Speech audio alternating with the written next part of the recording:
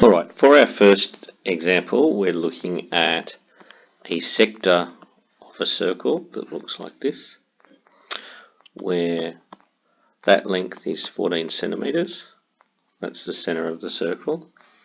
This is in fact one of the radiuses of the circle, and this is the other. And we know that this angle here is 30 degrees, and we're being asked to calculate the perimeter of the shape.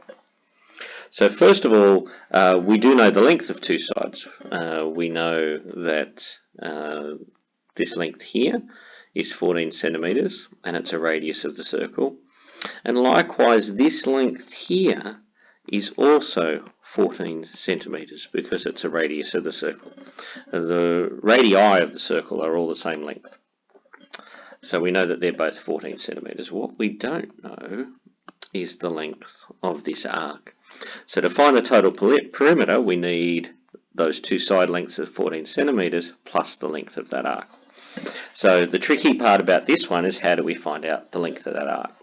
Well, the first thing we want to do is find out the circumference of the whole circle.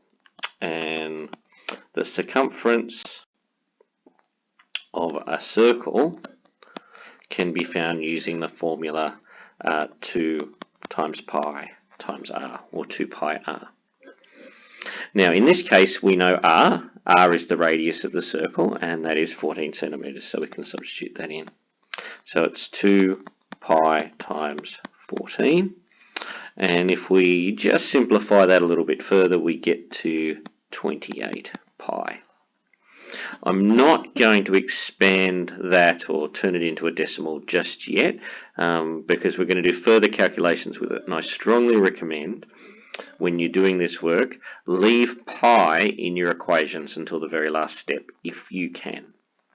It's just a handy tip from me.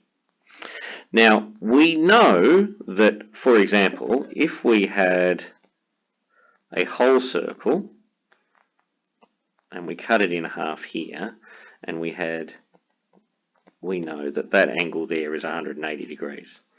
And if we can find out the circumference of the whole circle and then cut it in half or divide it by 2, we would find out the length of that arc.